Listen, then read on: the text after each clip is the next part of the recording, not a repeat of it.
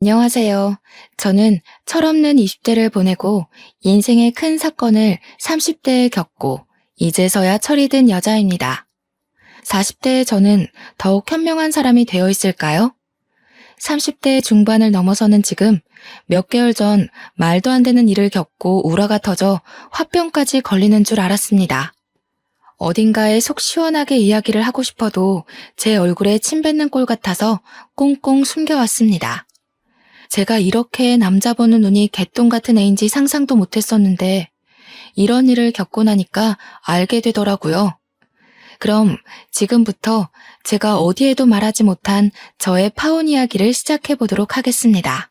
저희 부모님은 말이죠. 정말 투자의 신이라고 할 정도로 대단하신 분들이십니다.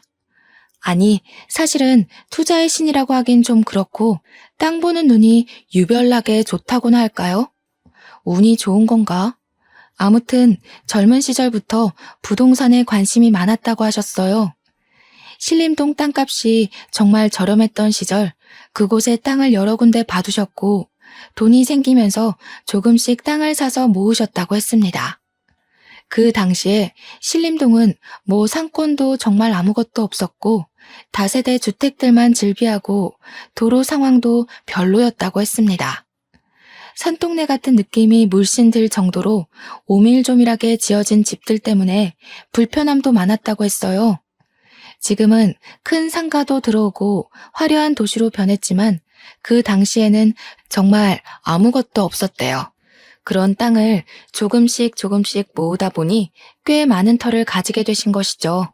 그 터를 사설 주차장처럼 돈 받고 월 주차 위주로 운영하시다가 어머니께서 몸이 아프셔서 고생하기 시작할 때쯤 아버지께서 생각을 바꾸셨습니다. 어머니의 병간호를 위해 다니시던 회사를 그만두시고 어머니 옆을 지키시면서 간병을 시작하셨어요. 아버지께서 고생하는 모습을 보면서도 저는 대학에 다니던 시절이라 학교 생활이 바빠 아버지를 제대로 도와드리지 못했네요. 제가 다니던 학교가 관악산을 끼고 있는 국립대여서 정말 한눈 잠깐 팔면 성적이 와르르 무너지기 쉬웠거든요. 워낙 같은 학교 다니는 친구들이 공부를 잘해서요. 아버지께서 간병을 시작하신 이후에 퇴직금을 받으신 것도 있고 그동안 악착같이 모아두신 여유자금도 있긴 했지만 병원비라는 게 돈을 까먹기만 하는 거니까 아버지께서 약간의 위기감을 느끼셨던 것 같아요. 주차장으로 사용하던 터를 모조리 계산해보니 건물을 올리기에 충분하다고 생각하셨던 것 같습니다. 아버지께서 대출을 받아 신림동 땅에 건물을 지으셨어요. 저는 너무 무리하시는 거 아니냐고 했는데 아버지께서는 일종의 투자이니 걱정하지 말라고 하셨습니다. 그쪽이 학교가 있고 또 고시촌으로 유명하다 보니까 원룸 장사가 잘 될 거라는 이유에서 시작하신 일이었어요. 건물을 거리상으로 떨어진 터에 두 채를 지으셨는데 하나는 원룸만 있는 6층까지 건물이고 하나는 투룸과 원룸이 같이 있는 빌라 형식의 건물이었습니다. 거기다가 딸 하나뿐인 아버지는 원룸을 아예 여성 전용 건물로 못 박으셨어요. 보안도 철저하게 감시하셨고 CCTV도 다른 건물들에 비해 3배 이상 많이 달아두셨습니다. 그러다 보니 여학생들에게 인기가 좋았고 원룸을 세놓자마자 언제 공실이 생기는지 문의도 많이 들어왔습니다. 저도 대학을 졸업하자마자 구로에 있는 IT 전문 업체에 취직을 하게 되면서 아버지의 투룸 빌라 형식 건물에 입주를 하게 되었습니다. 그 꼭대기층은 다른 층보다 훨씬 넓은 투룸이었는데 언젠가 저를 위해 주고 싶으셨다고 하셨어요. 저는 기꺼이 그 집으로 들어가 둥지를 틀었습니다. 그렇게 회사 일에 적응하게 된 지 얼마 되지 않아 어머니의 병색은 나아질 기미가 보이지 않더니 결국 세상을 떠나시게 되었습니다. 아버지와 저와 둘이 남게 되자 아버지는 저와 함께 투룸에 들어오지 않으시고 어머니와 살던 본가를 정리하시고는 원룸으로 들어가셨어요. 원룸에 반지하 공간도 있었거든요. 아버지께서는 영 불안하시다며 1층 제일 바깥쪽 집으로 들어가시면서 원룸 관리도 하시겠다고 했어요. 거기다가 다 큰 딸이랑 둘이 살면 딸이 불편할 것 같다는 이유도 한몫했습니다.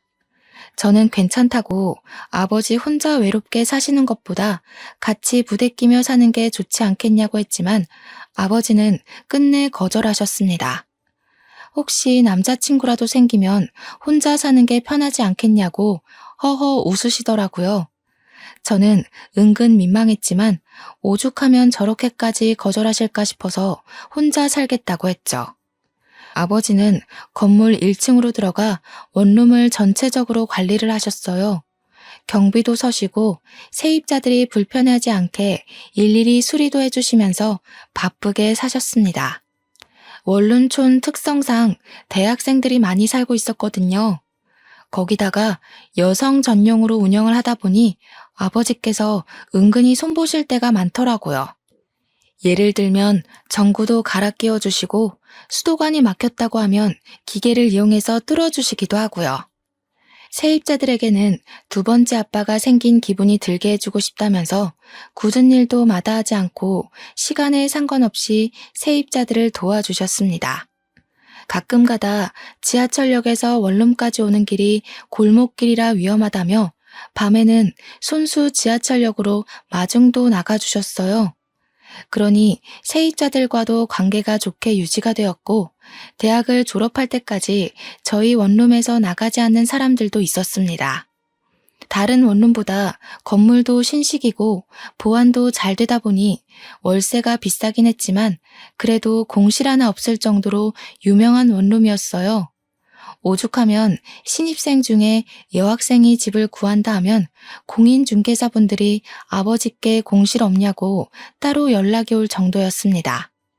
아버지는 차곡차곡 월세를 모아 대출금을 다 갚아내셨고 나머지 짜투리 땅에 원룸을 더 지어 올릴까 고민을 하셨습니다. 아버지의 원룸이 얼마나 친절하고 좋다고 소문이 났으면 다른 분들도 아버지에게 원룸을 더 늘리라고 하셨을까요? 혼자 사는 여학생들이 꼭 딸같이 느껴진다면서 아버지는 그들에게 온갖 정성을 다 쏟아부으셨습니다. 크리스마스 시즌이 되면 각 집마다 케이크를 돌리고 방학 중에는 월세를 조금 깎아주시기도 했어요. 다들 본가에 내려가 집이 비어 있으니까 월세를 다 받기가 좀 그렇다는 이유에서요. 입주해 있는 세입자들도 우리 아버지에게 아빠 하면서 살갑게 굴고 세입자들의 부모님들도 우리 아버지께 참 잘하셨습니다. 그래도 원룸 특성상 건물에 35가구 정도가 들어올 수 있었는데 그들이 모두 잘한다는 건 그만큼 아버지의 노력이 있었기 때문 아닐까요? 제가 너무 아버지 자랑을 늘어놓았죠. 하고 싶은 이야기는 이게 아니었는데. 아무튼 저는 자랑스러운 우리 아버지의 자랑을 하염없이 늘어놓을 수 있을 정도로 아버지를 사랑합니다. 다른 집은 아버지와 딸 사이가 서먹하다고 했지만 병을 오래 앓으셨던 어머니 덕에 아버지와 저는 끈끈함이 남달랐어요. 그렇게 세월이 흘러 제 나이 32살쯤 사건의 전조가 일어나기 시작했습니다. 저는 그때 회사에서 대리를 달고 열심히 업무를 보고 있었을 시기였어요. IT 기업의 특성상 하루 종일 컴퓨터만 들여다보고 잘못된 소스를 찾아내야 하는 직업이었기에 피로도가 정말 남달랐습니다. 돈은 그만큼 많이 만질 수 있지만 건강을 꽤 해치는 직업이라고도 할 수 있었죠. 무료한 일상에 빠져들어 하루 종일 컴퓨터만 들여다보고 책으로 공부를 하고 쉴 틈 없이 지내고 있었어요. 그런데 저의 대학 동창이 뜬금없이 연락이 와서는 소개팅 한 번만 할 생각이 없냐고 묻더라고요. 저는 당연히 거절했습니다. 일이 바빠서 야근이 매일같이 밀려있는데 남자를 만날 시간이 어디에 있겠습니까? 거기다가 하루빨리 과장을 달고 싶은 마음에 누구보다 열심히 일을 하고 있었는데 연애할 생각도 전혀 없었고요. 그래서 대학 동창에게 정중하게 거절을 했는데 이 인간이 저를 붙잡고 계속 늘어지는 겁니다. 너무너무 괜찮은 사람이라고 남주긴 아까운데 저라서 꼭 소개를 해주고 싶다고 했습니다. 우연히 같이 술자리를 했는데 메신저에 있는 제 사진을 보고 소개를 받고 싶다고 몇 날 며칠을 졸라댔대요. 자기도 피곤하다면서 한 번만 만나달라고 애걸복걸을 하는데 도무지 그냥 넘어갈 수가 없었습니다. 왜냐하면 그 동기가 대학 시절에 조별 과제를 하면서 저를 도와준 적이 한두 번이 아니었거든요. 계속 부탁을 하니까 저도 거절할 핑계도 없고 그래서 한 번만 만나보겠다고 했습니다. 소개팅을 하기로 한 남자는 S기업에 다니고 있다고 했어요. 그 회사가 엄청난 대기업이잖아요. 저는 전문 기업으로 빠지느라 대기업 산하에 있는 회사였거든요. 물론 소속으로 따지면 저도 대기업이긴 했지만 본사 직원과는 또 다른 느낌이긴 하죠. 너무너무 괜찮은 사람이라는 말도 있었고 승진도 탄탄대로라며 미래를 생각하면 이런 남자를 만나야 한다고 동기가 침이 마르도록 칭찬을 하더라고요. 저도 속물은 속물인지라 혹하긴 했어요. 한 번만 만나보고 별로면 두 번은 안 만난다고 못을 받고는 소개팅 자리에 나갔습니다. 첫인상은 그냥 평범 그 자체였어요. 우리 회사에서도 꽤 볼 수 있는 외모였습니다. 정말 평범함 그 자체요. 단지 회사 사람들처럼 배불뚝이는 아니었다는 게 단 한 가지의 위안이 되었으니까요. 그 나이에 앉아서 운동도 안 하고 술만 먹어서 배 나온 사람이 얼마나 많은지 다들 아시죠?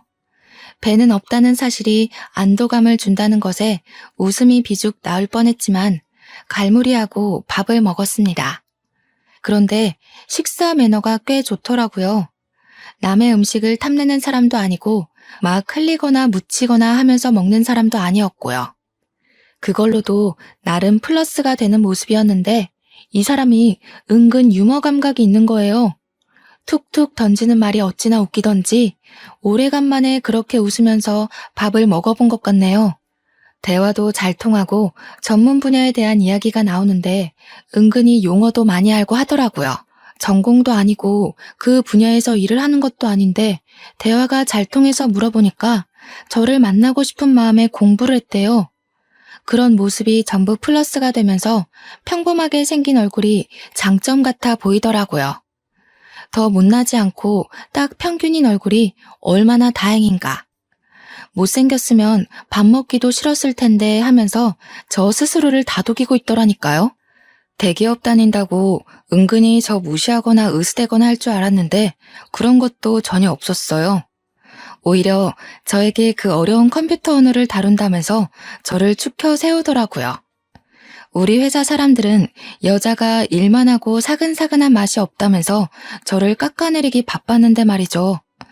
제 전문 분야도 아닌 사람이 저를 위해 이 정도로 공부도 해오고 저를 올려치게 해주는 모습을 보여주는데 누가 호감 가지 않을 수 있겠어요? 자연스럽게 소개팅남과 다음 만남에 대한 약속까지 잡아버리고 집으로 돌아왔습니다. 그날부터 매일 빠짐없이 저에게 아침 인사를 문자로 남기는데 너무 센스 있게 날씨를 알려주는 거예요. 오늘은 오후에 비가 온다고 하니까 우산을 꼭 챙겨서 나가세요 하는데 맞춤법도 틀리는 거 하나 없이 온점까지 정확하더라고요. 세상에 요즘 맞춤법 틀리는 사람도 엄청나게 많잖아요. 제가 얼마 전에 회사 사람이 뜬금없이 메신저로 모르는 개 산책이라고 보내서 모르는 개를 왜 산책시킨다는 거야? 하고 있었는데 그게 모르는 개 상책이라는 말이었어요. 제가 그날 얼마나 충격을 받았는지 정말 말로 하기 힘드네요. 애프터를 그 이후로 3번 정도 더 받아서 데이트를 했어요. 시간이 지날수록 단점은 눈에 보이지 않고 장점만 보이더라고요. 딱 자기 연봉에 맞는 차를 끌고 다니고 명품에 빠져있는 사치스러운 남자도 아니었어요. 물론 저도 대충 대기업에 다니니까 서로의 연봉이 대충 가늠이 가잖아요. 그 남자도 저의 행색을 보고 느낀 것들이 있었겠죠. 아, 우리 아버지가 건물을 2채 가지고 있다는 이야기는 하지 않았어요. 아무래도 요즘 조물주 위에 건물주라는 말도 있고 아버지의 재산인데 마치 제 것처럼 느낄까봐 일부러 말하지 않았습니다. 어머니께서 돌아가시고 받은 보험금에 원룸 월세 받은 걸로 대출금은 다 갚아서 온전한 아버지의 건물이긴 하지만 저희 아버지께서도 허튼데 돈 쓰시는 분은 아니시거든요. 항상 검소하게 돈을 모으면서 투자에만 화끈하셨던 분인지라 굳이 긁어부스름 만들 필요는 없다고 생각했어요. 보통 건물주라고 하면 외제차 끌고 명품 휘감고 다니는 사람으로 오해를 많이 하시니까요. 우리 아버지는 10년째 같은 구두를 신고 다니시고 밑창이 다 드러나도 수선을 맡기면서 오래오래 한 물건을 고집하시는 분이셨어요. 딴 마음 먹고 들이대는 건 제 쪽에서 거절이라 저는 꽁꽁 숨겼습니다. 그럼에도 불구하고 이 사람은 제 모습 그대로를 사랑해 주었어요. 저는 그걸 느꼈고 갑자기 타오른 사랑을 주체하지 못하고 저희는 뜨거운 연인이 되었습니다. 그때부터는 정말 다른 연인들처럼 주말에는 데이트하느라 바빴습니다. 나이 30 넘어서 국내 놀이동산에 가서 교복 입고 데이트를 했을 때 어찌나 서로의 모습을 보고 웃었는지요. 한 12년 만에 입어보는 교복이 그렇게도 어색하고 이상하더라고요. 예전에는 매일같이 입었던 교복인데 세월이 흐른 게 정통으로 느껴졌다고나 할까요? 그렇게 데이트를 하면서 서로 가족에 대한 이야기도 하고 저희 어머니께서 돌아가신 이야기도 털어놓았습니다. 남자친구는 저에게 여동생이 하나 있는데 아직 고등학교 3학년이라며 14살이나 차이 나는 동생이라고 이야기를 했어요. 중학교 1학년 때 갓난아기가 집에 딱 동생이라고 들어오는데 너무너무 이상했대요. 어머니의 배부른 모습을 다 봤는데도 믿기지가 않아서 처음에는 받아들이는 게 힘들었다고 이야기를 하더라고요. 그때 예뻐해주지 못했던 게 미안해서 지금은 둘도 없이 챙기는 사이라고 했습니다. 사진을 보니까 뽀샤시한 게 너무 귀엽고 예쁘게 생겼더라고요. 제가 남자친구한테 장난으로 외모는 동생이 다 빼앗아간 것 같다고 너무 예쁘다고 이야기를 했어요. 남자친구도 알고 있다면서 공부도 엄청 잘한다고 특강 들으러 강남에 있는 학원에 다니는데 누가 체갈까봐 무섭다고 했어요. 그러면서 저한테 관악산을 끼고 있는 국립대 출신 아니냐고 묻길래 그렇다고 하니 동생의 목표가 거기라고 했습니다. 저에게 후배가 될 수도 있다면서 나중에 공부하는 방법 좀 잘 알려달라고 조만간 한번 보자고 했어요. 공부에 손을 놓은 지가 벌써 10년 이상이 흘렀는데 뭘 가르쳐 줄 수 있겠어요. 하지만 여동생이랑 친해지고 싶은 마음이 들어서 알겠다고 했습니다. 남자친구는 여동생에게 딱 하나 단점이 있다고 했어요. 너무나도 막둥이로 사랑만 받고 자라서 성격이 좀 모났다고 했습니다.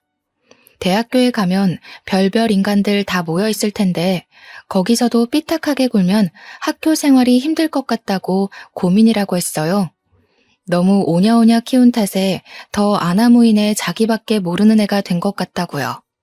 저한테 어떻게 하는지 좋을지 모르겠다고 고민을 토로하길래 저도 외동이라 잘 모르겠다고 했죠. 근데 저도 나름 오냐오냐 자란 아이인데 저는 그런 성격은 아니거든요. 속으로 네 동생이 원래 그런 성향의 아이는 아닐까? 라고 생각했지만 굳이 입 밖으로 꺼내진 않았습니다. 그날도 별 생각 없이 강남에서 영화를 보고 꼭 가보고 싶었던 카페가 있어서 그쪽으로 걸어가고 있었어요. 남자친구가 동생에게 연락이 왔다면서 지금 학원이 끝났다는데 같이 카페에 갈까? 하고 물어보더라고요. 평소에 궁금하기도 했었고 한 번쯤 얼굴 익히는 것도 나쁘지 않겠다 싶어서 같이 가자고 했습니다. 역 앞에서 기다리니 저 멀리서 누가 오빠 하면서 달려오더라고요. 옆에 있는 저는 보이지도 않는지 남자친구만 보면서 달려오는데 사진에서 봤던 얼굴이랑 똑같았어요. 오밀조밀 예쁘게 생긴 게 딱 봐도 이쁨만 받고 자란 티가 나더라고요. 저를 보면서 웃으면서 안녕하세요 하고 인사를 하는데 인사성도 은근히 밝은데? 라고 생각했지만 그건 아주 잠시였습니다. 인사가 끝나기 무섭게 남자친구 팔짱을 딱 끼고는 둘이 막 성큼성큼 가더라고요. 제가 가고 싶었던 카페 방향이 아니라 이상한 데로 가길래 어딜 가냐고 물어보니까 여동생이 저를 보면서 제가 자주 가는 곳 있어요. 이러더라고요. 남자친구가 미안해하면서 다음에 다시 오자고 하길래 기분이 조금 상했지만 여동생을 만나는 자리니까 제가 양보했습니다. 그렇게 카페에 가서 주문을 하려는데 남자친구가 가서 주문하고 오겠다며 앉아있으라고 했어요. 여동생이랑 마주보고 앉아서 약간 어색한 공기를 느끼고 있는데 저를 쓱 한번 보더니 언니는 계산 같은 거 전혀 안 하나 봐요? 이러는 거예요. 그래서 제가 그냥 웃으면서 그게 무슨 말이냐고 물어봤더니 아니, 보통 커피는 여자가 사는 거 아닌가? 이러는 거 아니겠습니까? 대꾸할 가치가 없다고 느껴져서 그냥 피식 웃고 말았습니다. 무슨 벌써부터 조그마한 게 시누이 노릇을 하려고 하는 건지 조금 우습더라고요. 게다가 제가 IT 계열 남자만 득식을 한 곳에서 어떻게 꾸역꾸역 살아남았는지 모르니까 저를 만만하게 본 거 아니겠어요? 제가 남초 회사에서 큰 목소리를 내기까지 얼마나 많은 인내심이 필요했는지 쌈딱같이 굴어야 했는지를 모르니까요. 남자친구가 커피를 가지고 돌아오고 나서는 여동생이 한참을 저를 빤히 쳐다보다가 입을 열더라고요. 다음에 만날 때는 선물 같은 거 준비해 오시는 거 알죠? 뭐 가지고 싶은 게 있어요? 수능 끝나면 안 그래도 선물 하나 해줄까 생각하고 있었어요. 어머, 언니 센스 있으시다. 그러면 저는 태블릿 PC나 노트북 가지고 싶어요. 이야기 들어보니까 대학 다닐 때 필수라고 하더라고요. 저는 깜짝 놀랐습니다. 뭐 끽해봐야 립스틱이나 파우더 같은 걸 생각했는데 거의 150만 원에 가까운 전자제품을 사달라고 하니까요. 게다가 그걸 왜 저한테 사달라고 하는지 그런 고가의 제품은 가족들에게 사달라고 하는 게 맞지 않나요? 저도 뭐 언젠간 가족이 될 수도 있지만 지금은 남남이거나 마찬가지인데요. 결혼식장 들어갈 때까지 사람 일은 모르는 거라고 하잖아요.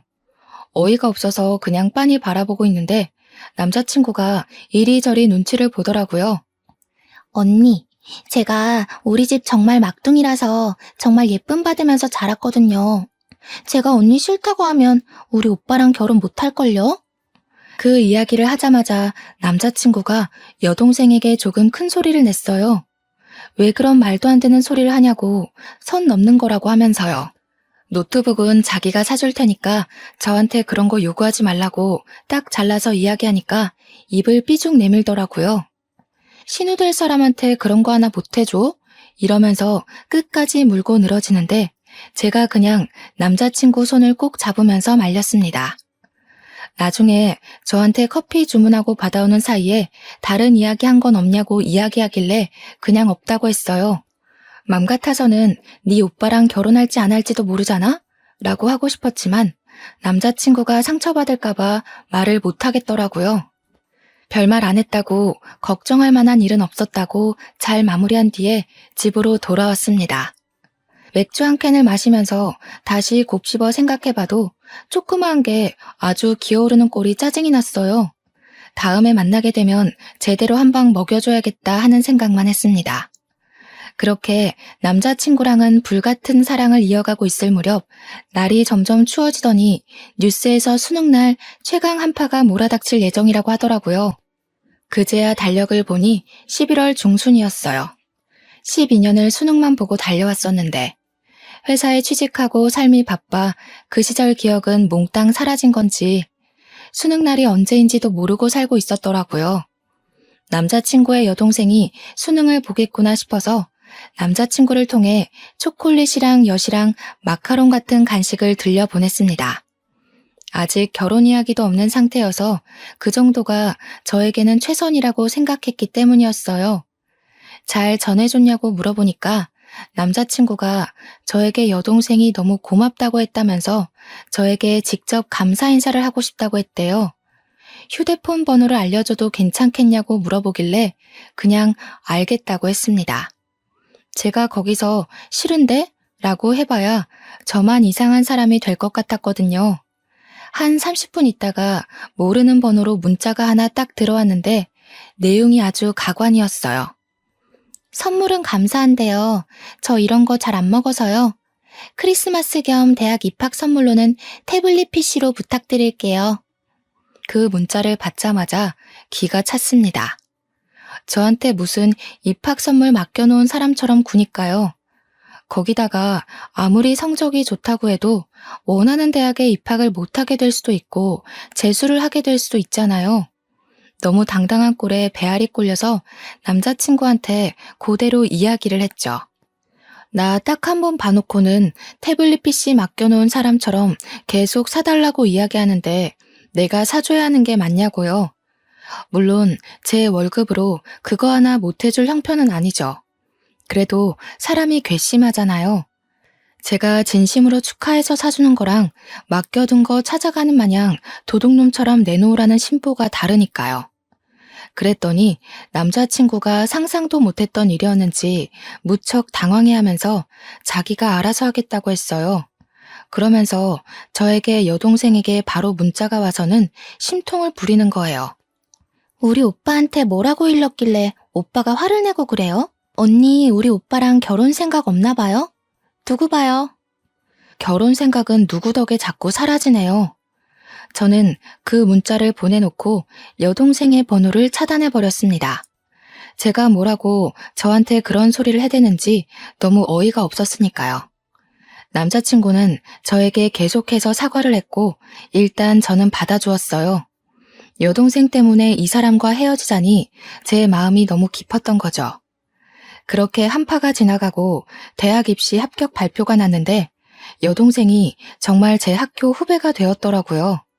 집에서 학교까지 거리가 좀 있다면서 자취를 하려고 하는데 제가 신림동에 살고 있으니까 어디가 좋겠냐고 물어보더라고요. 제가 살고 있는 건물은 평수가 조금 커서 월세 내기가 벅찼는지 원룸으로 추천해달라고 했어요. 때마침 졸업 시즌이기도 하고 그래서 이 동네에 원룸이 와르르 빠질 때라 방 많을 거라고 천천히 알아보라고 했습니다. 저보고 같이 돌아다녔으면 좋겠다는 식으로 이야기하는데 여동생 보기가 싫어서 바쁘다고 거절했어요. 그래도 대충은 좋은 건물이 있는 곳을 알려줘야겠다 싶어서 몇 개의 동네를 추천해 주었습니다. 보안 업체를 끼고 CCTV가 많이 달려있는 원룸이 좋을 것 같다고 말도 해주고요. 당연히 저희 아버지 원룸은 말도 안 해줬어요. 월세 깎아달라고 할 게 뻔해 보이니까요. 귀찮은 건 싫었거든요. 며칠 뒤에 남자친구가 제 덕에 좋은 원룸을 계약했다면서 겸사겸사 밥이나 먹자고 동네에 와 있다고 하더라고요. 집 앞 근처라는데 거절하기도 좀 그래서 소화제 하나 챙겨 들고는 만나러 나갔습니다. 당연히 여동생도 함께 있었어요. 대학 입학한 게 신이 났는지 저한테 웬일로 살갑게 굴면서 언니 언니 하더라고요. 그러더니 슬쩍 저한테 언니 이거 어때요? 하고 사진을 보여주는데 태블릿 PC더라고요. 태블릿 PC 논쟁은 이미 끝난 줄 알았는데 다시 시작인가 싶어서 머리가 지끈거렸습니다. 그래서 저도 그냥 무미건조하게 이 모델 내가 쓰고 있는데 괜찮다고 성능 좋다고 대꾸하니까 남자친구가 옆에서 또 여동생한테 뭐라 하더라고요. 지네 오빠한테 사달라고는 안 하면서 왜 나한테 이걸 꼭 받아내겠다고 저 모양 저 꼴로 구는지 짜증났어요. 밥을 먹는 내내 어떻게든 제 흠을 잡고 싶은지 이거저거 물어보더라고요. 언니는 혼자 살게 된 지 얼마나 됐냐? 혼자 살면서 남자 많았겠다. 언니 살림은 잘하냐?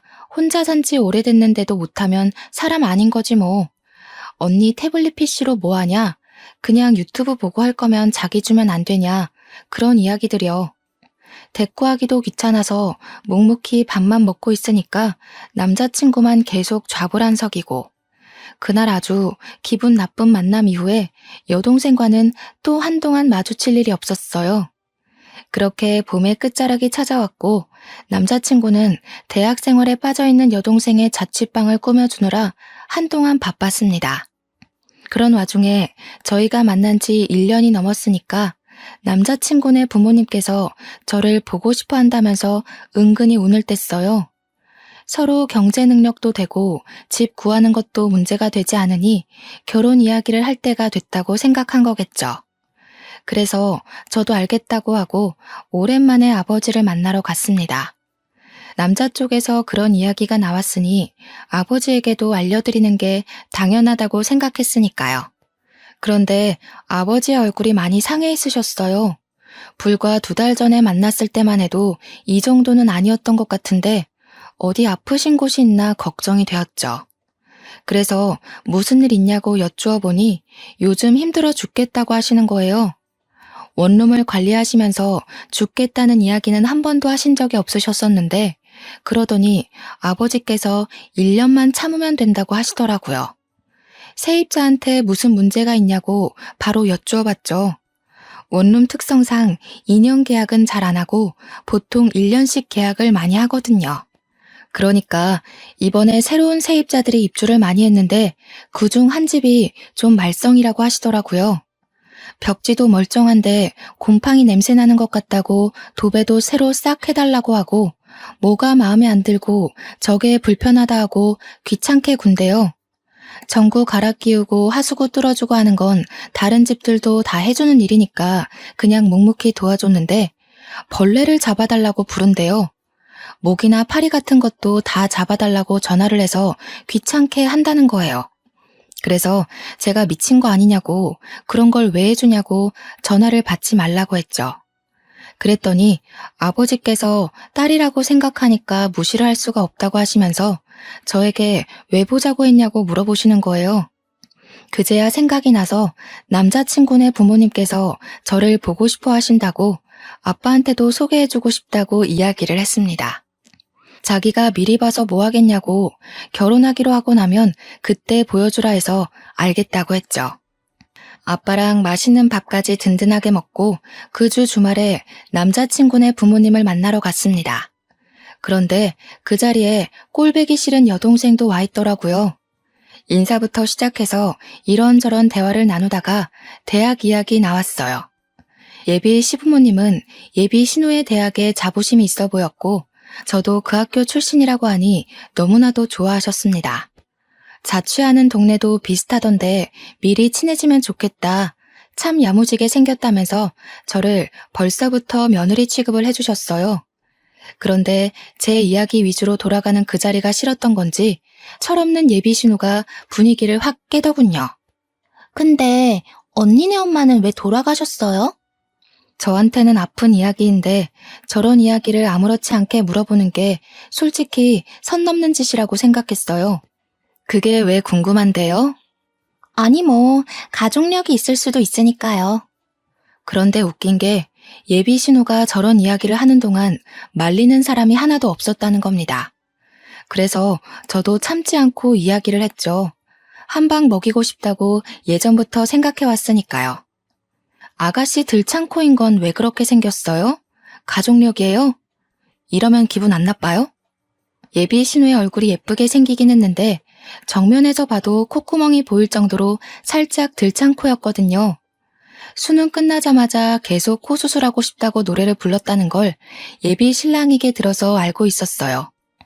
예비 시부의 반대로 코 수술을 못하고 있다고 들었는데 제가 딱 건드리니까 그 자리에서 갑자기 울고불고 난리가 난 거죠.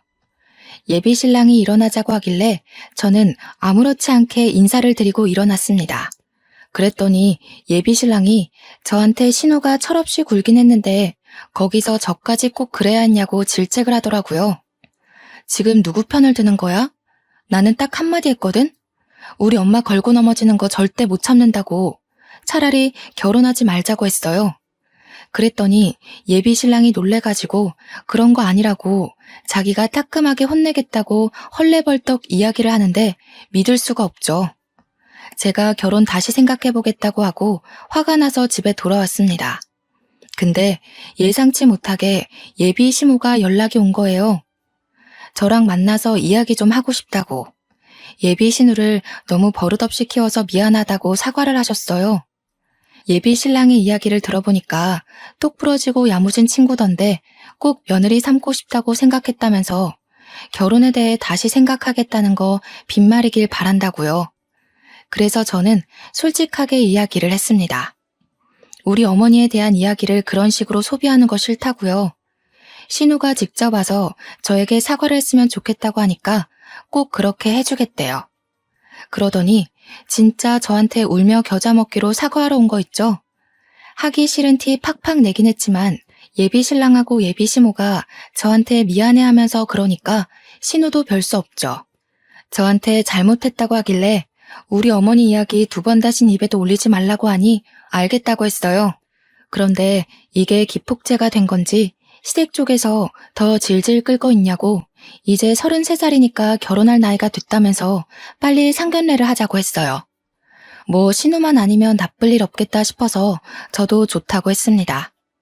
날짜를 맞추고 제가 예비 신랑에게 신신당부를 했어요. 절대로 신우의 입 벌리게 하지 말라고요. 우리 아버지가 상당히 자상한 아버지지만 제가 상처받는 꼴은 절대 못 보는 사람이라고 했습니다. 제가 결혼하지 말자고 한 것도 있고 강경하게 나오면 끝을 보는 성격인 걸 아는지라 예비 신랑도 알겠다고 했어요. 상견례 날짜가 다가오고 예비 신우가 사고만 치지 않으면 아무 일도 없을 거라 생각하고 아버지와 함께 자리에 나갔습니다. 이미 예비 시부모님과 예비 신우까지 전부 다 자리에 도착해 있더라고요. 그래서 안녕하세요 하고 공손하게 인사를 드리고 저희 아버지를 소개해 드렸습니다. 아버지도 처음 뵙겠습니다 하고 인사를 하는데 예비 신우의 얼굴을 보고 딱딱하게 얼굴이 굳어지시는 거예요. 저는 순간 아버지의 얼굴을 보고 무슨 일이 있는 건가 싶어서 깜짝 놀랐죠. 그런데 정말 하늘이 저를 살린 건지 아니면 나락으로 보낸 건지 신우가 픽 웃으면서 이야기를 하는 겁니다. 뭐야, 언니네 아버지가 경비 아저씨였어? 우리 아버지께서 원룸을 관리하고 계시니까 뭐 경비도 하고 수리도 하고 건물주이기도 하니까 틀린 말은 아니잖아요. 그래서 맞는다고 고개를 끄덕이면서 왜 그러시냐, 어떻게 아는 사이냐 하고 물어보았습니다. 근데 순간 시부의 얼굴이 약간 떨떠름하게 변하는 게 아니겠어요? 아무리 경비 인식이 좀 그렇다고 해도 그렇지 대놓고 표정이 바뀌니까 제 속이 확 상하더라고요. 그리고 요즘 경비들도 보안업체에서 전문적으로 채용해서 쓰기 때문에 예전만큼 대우를 험하게 받지도 않고요. 직업에 귀천이 없다지만 순간 너무 짜증이 났습니다. 불난 집에 부채질한다고 신우가 입을 여는데 상상을 초월하는 이야기를 뱉더라고요. 내가 지내는 원룸 경비 아저씨거든. 근데 아저씨, 왜 요즘 저 벌레 안 잡아주세요? 내가 아저씨 때문에 맨날 불안에 떨면서 자야겠어요? 벌레 잡아주는 게 뭐가 어렵다고. 이러는데 순간 이게 무슨 개소린가 싶었습니다. 그 순간 딱 머릿속에 스쳐 지나가는 일이 있는 거예요. 아버지께서 세입자 하나 때문에 너무 힘들다고 1년만 지나면 내보낼 거라고 했던 그 진상 세입자요. 그래서 내가 예비 신우한테 말을 했죠. 아가씨가 우리 아빠 원룸에 산다고요? 아빠 원룸은 무슨 경비 주제에. 언니가 왜 아등바등 돈 아끼면서 사는 줄 알겠다. 그래도 언니네 회사 엄청 대기업 아니에요? 월급도 좀 될 텐데 왜 그러고 살지? 아, 혹시 언니 결혼하고 나서도 친정에 생활비 주고 그래야 돼요? 저한테 입꼬리 살짝 올려가면서 말하는데 주먹이 부들부들 쥐어지더라고요. 예비 신랑도 정확하게 우리 아버지의 직업이 뭔지 몰랐고 당연히 예비 시부모도 모르는 상태였죠. 예비 신우의 말만 듣고 경비라고 생각했는지 상당히 불편해하는 얼굴이었습니다. 우리 아버지도 화가 잔뜩 나신 것 같았지만 제가 결혼하겠다고 데려온 상대니까 이러지도 못하고 저러지도 못하고 화를 참으시면서 저를 쳐다보셨어요. 그런데 저는 그런 생각이 드는 거예요. 내가 왜 참아야 하지? 그럴 필요가 있나? 결혼 안 하면 되지. 야, 너 지금 뭐라고 그랬냐? 좋은 대학 다닌다고 우스대기 전에 개똥 같은 인성이나 좀 고쳐봐. 그러니까 예비 시부모도 놀래고 예비 신랑도 놀래서 저를 막 말리는 게 아니겠어요? 저는 예비 신랑의 팔을 확 뿌리치고는 말리지 말라고 엄포를 놓았습니다. 왜 나를 말려? 내 성질 막 돋우는데 나도 할 말은 하고 살아야지. 너 지금 우리 아빠한테 뭐가 어쩌고 어째? 예의는 밥 말아먹었나. 아빠, 나 이 결혼 안 할 거야. 저 계집애 때문에 못하겠어. 그러니까 아버지가 듣던 중 반가운 소리라는 듯 벌떡 일어나셔서 제 손을 잡고 나가자고 하시더라고요. 그런데 이대로 가면 너무 싱겁고 재미없잖아요. 그래서 한마디 더 했죠. 그냥은 내가 또 못 가지. 너 짐 빼. 내가 보증금 바로 돌려줄 테니까 짐 빼. 언니가 뭔데 나보고 짐을 빼라 말아야. 언니가 무슨 건물주라도 돼?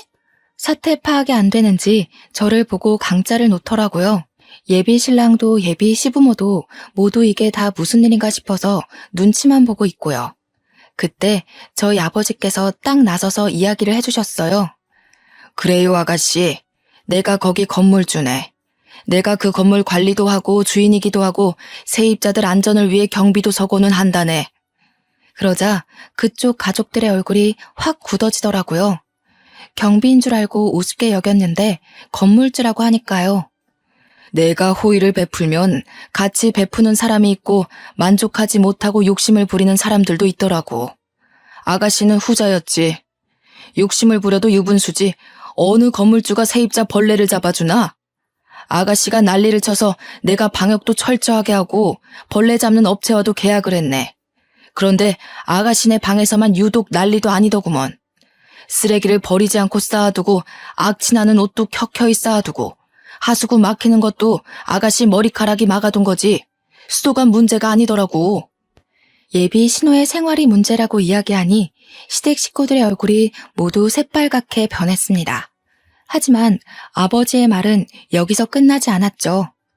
예비 시부모의 얼굴을 딱 노려보시면서 정확하게 이야기를 하셨어요. 도대체 딸 자식의 교육을 어떻게 시킨 건지 더러워서 우리 건물에 데리고 있을 수가 없겠습니다. 보증금은 내일 당장 보내줄 테니 일주일 이내로 짐을 빼세요. 아니, 우리의 학기 중간인데 그러시면 어떡합니까? 계약 기간이라는 게 있는데 계약 기간이고 나발이고 층간소음으로 아랫집에서 항의 들어오는 것도 난리입니다. 밤마다 뭘 하는지 윗집, 옆집, 아랫집 할 거 없이 남자랑 있는 소리 들린다고 다들 난리인 거 아시오? 내가 사돈 처녀 될 사람인 줄 알고 말을 아끼려고 했는데 사돈도 아니니 숨길 것도 없지. 우리 원룸은 여성 전용 원룸인데 남자를 끌어들였으니 계약 위반 맞습니다. 20살짜리가 남자랑 놀아났다고 하니 다들 얼굴이 사색이 되고 진짜 빨갰다가 파랬다가 파란만장하더군요. 우리 아버지한테 예비 시부가 건물주 갑질 아니냐고 하는데 아버지께서는 태연하게 계약 위반이라고 하셨어요. 원하시면 건물 입구 CCTV랑 출입 기록 다 떼어드리겠다고 남자랑 들어간 영상이면 되겠냐고 말씀하셨죠. 물론 다른 집도 남자친구를 데려오긴 하지만 그냥 눈 감아주시곤 하시거든요. 하지만 이 못된 계집애는 절대로 봐줄 수 없다 이런 생각을 하신 듯 했어요. 그러면서 원룸 인덕션 망가진 거, 세탁기 고장난 거, 화장실 거울 깬 거 다 합치면 보증금보다 많이 나올 것 같은데 어디로 보내주실 거냐고 쐐기를 박았습니다. 예비 시모가 도대체 뭐라고 살길래 저 모양이냐고 신호등을 짝짝 소리나게 때리는데 예비 신랑은 저랑 눈도 못 마주치더라고요. 저도 거기서 우리 더 이상 얼굴 보는 일 없었으면 좋겠다고 너랑은 끝이야 하면서 아버지의 손을 잡고 나왔습니다. 시원한 가을 공기 맞으면서 딱 나오는데 갑자기 웃음이 확 터지더라고요. 아버지께 죄송해서 앞으로는 보는 눈 좀 키우겠다고 하고 아버지는 지금이라도 쪽나서 다행이라 하시고 둘이 오래간만에 떡볶이 사 먹고 맥주 한잔 했었습니다. 당연한 수순으로 아버지 원룸에서 그 못된 계집애는 쫓겨났고요. 아버지께서 인근 원룸 주인들이랑 부동산의 진상이라고 소문낸 덕분에 근처 좋은 방들은 얻지 못했다고 들었습니다. 저희 아버지가 건물주인 걸 알게 되고 제가 더 아까운 건지 뭔지 그쪽 집에서 여러 번 연락이 왔는데 다 차단해버렸어요. 저는 그 이후에 과장으로 승진을 했고 지금은 좋은 사람 만나서 알콩달콩 연애 중이랍니다. 한 번의 실패가 있어서 두렵긴 했지만 이번 사람은 정말 좋은 사람이라 믿고 의지하고 있습니다. 곧 프로포즈를 받을 것 같은데 살짝 겁이 나긴 하네요. 그래도 알을 깨고 나온 병아리처럼 결혼을 향해 한 발 내디뎌 보겠습니다. 저의 미래를 모두 응원해주세요. 감사합니다.